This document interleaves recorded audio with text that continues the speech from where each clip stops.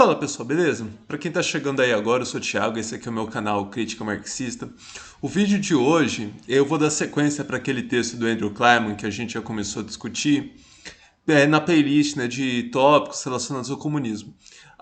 O vídeo de hoje ele vai para essa playlist, mas eu vou amarrar ele também, eu vou adicioná-lo em outras playlists também, porque ele vai pegar um tema bastante amplo, que é uma história que ficou muito forte, acho que já chegou ao conhecimento, né? Acho que todo mundo que começou a estudar essa história da lei do valor, começou a pegar o capital, ou já pensou isso, ou já se deparou com essa história, que é uma história de lei do valor versus planejamento. A lei do valor seria das livres forças. A lei do valor só apareceria quando as livres forças do mercado estão atuando, quando a gente salta para uma economia mais planejada, com maior intervenção estatal, quando os monopólios, né, quando as empresas atingem esse grau oligopolístico, monopolístico, a lei do valor deixaria de atuar. Então, acho que todo mundo já ou pensou isso ou já trombou, né, com autores que afirmam isso, enfim.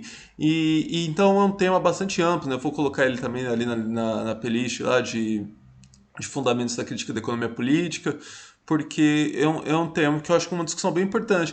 Porque onde que essa discussão vai chegar, né, aqui para essa discussão aqui de comunismo, de socialismo, né? Porque muita gente vai confundir, então, o que seria socialismo com esse modelo de planejamento. Então, veja que essa confusão ali que eu comecei no primeiro vídeo, aquela história, né, de comunismo não é estadismo ou estatismo, tem isso também, uma história de que socialismo é planejamento. Veja a que ponto a gente está chegando, né? Planejar um modelo mais racionalizado é visto como socialismo, cara. Chegamos num ponto em que capitalismo, os próprios defensores do capitalismo já é, vestiram essa carapuça aí de que eles estão na turma da anti-razão, o que eu acho até mais sério, né? É uma crença na impotência humana, né? Na impotência dos seres humanos poderem controlar os rumos das suas vidas, que é um negócio incrível, né? Bom, então o que eu vou fazer isso, né? Eu vou lendo, vou acompanhando aqui pelo texto, né? Vou fazendo alguns comentários aí. E aqui o que eu vou tentar fazer também aqui, que eu fiz algumas anotações, né? É que o Kleiman ele vai estar discutindo principalmente com o Preobrazhensky, né?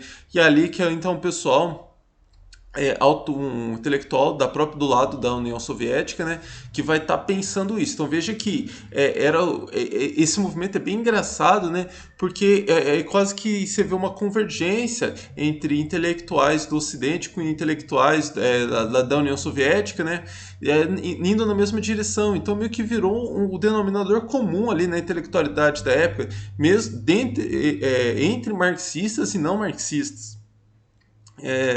Então, ele está falando aqui do Preobrazhensky.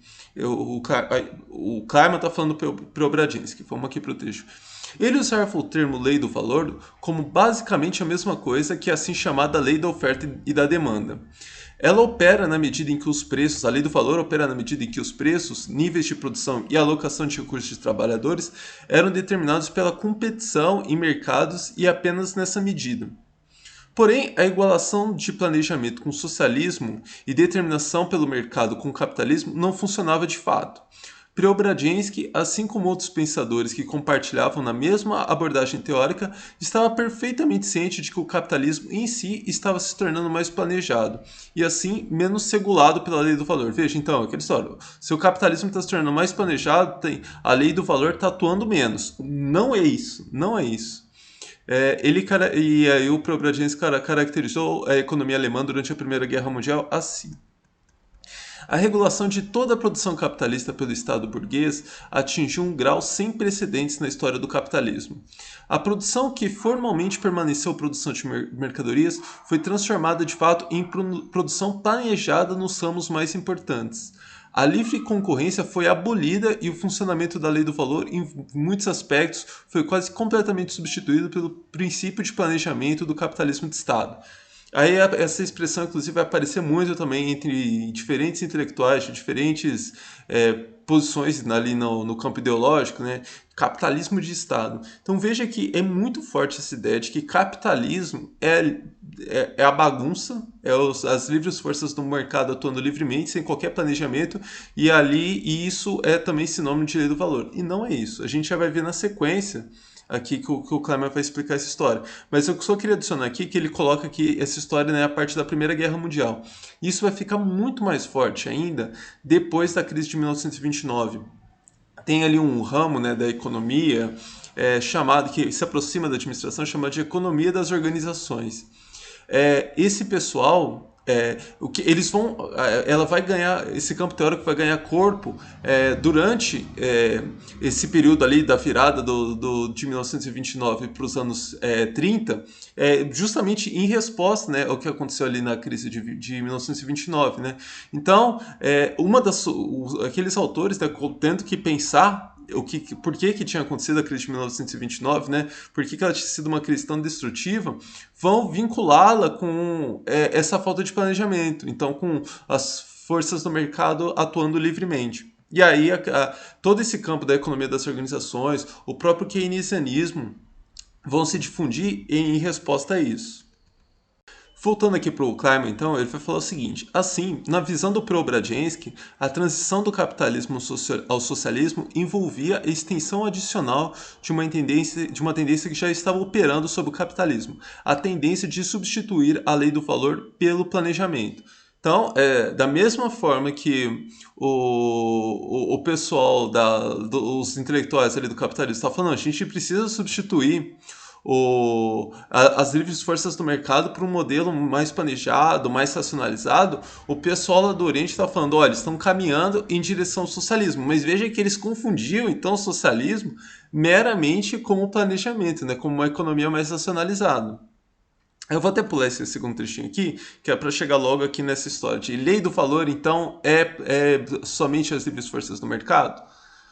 De qualquer modo, sua concepção muito limitada de lei do valor é bastante diferente da de Marx. No livro 3 do Capital, Marx argumentou que a lei do valor não é afetada pela maneira precisa em que preços de mercadorias em particular são determinados, porque uma alteração na maneira em que eles são determinados não suprime o próprio mais-valor, nem o valor total das mercadorias como fonte de diversos componentes. Eu já falei isso aqui em alguns vídeos, né? Como que a gente vê essa história do mais-valor? Olhando para o conjunto, né? Olhando para o todo. Então, a lei do valor ela não está linkada com a determinação individual dos preços. A determinação individual dos preços, obviamente, passa pelo problema da divisão entre valor e mais-valor. Mas os preços individuais podem fugir muito daquilo que foi de fato produzido de mais valor ali naquele negócio. Você pode ter um negócio que nem produziu mais valor e está se apropriando de mais valor. O comércio não produz mais valor, se apropria de mais valor. O ponto decisivo é que a massa total de mais valor, dentro da qual então vai ser dividido os lucros, não deixa de existir, a massa total gerada de mais valor não deixa de existir com um modelo de mais planejado ou menos planejado. Assim, como Marx está usando o termo lei do valor, a questão de se esta lei opera ou não tem nada a ver como os preços de mercados individuais são determinados. O que importa é se os produtos são mercadorias, coisas que não só são úteis, mas também possuem valor, e se o valor total de todas as mercadorias tomadas em conjunto é determinada pela quantidade total de trabalho necessário para produzi-las. Se sim, então a lei do valor, conforme Marx está operando, está em operação. Veja, o que determina então a existência ou não da lei do valor é a troca, é a produção de mercadorias, é a produção com fins à troca, né, ao comércio. Marx reconhecia que a produção socialista deve ser planejada, mas o planejamento por si só não era a questão central. Ele escreveu no livro 1 do Capital que o processo material de produção só se livra de seu místico véu de névoa quando, como produto de homens socializados, encontra-se sob seu controle consciente e planejado. Então veja, o ponto decisivo para a gente pensar para a transição para um outro modo de produção não é meramente, embora passe também pela questão do planejamento, mas é a questão de os homens se apropriarem, né, os seres humanos, a humanidade, se apropriar diretamente do produto do seu trabalho. Então não tem uma divisão entre aqueles que produzem e aqueles que vão se apropriar do trabalho, e aqueles que, portanto, que vão tomar todas as decisões de quanto produzir, como produzir, que eu comentei no início do primeiro vídeo, né, desse série aqui de vídeos comentando esse texto. Então, eu acho que a moral, eu acho que principalmente, né, esse parágrafo aqui, que até se vocês quiserem conferir de novo, é o parágrafo mais importante para que marca bem essa diferença aí. Lei do valor não deixa de, não tem nada a ver com ter mais ou menos planejamento. Lei do valor está ligado com uma sociedade, né, que se organiza para a produção de mercadorias e ela vai atuar independentemente da produção ser a produção ser efetivada por, enfim, milhares de empresas ou se a produção é efetivada por 5 empresas, por uma empresa. A lei do valor vai continuar atuando da mesma forma. Não é essa relação entre mais planejamento e menos planejamento.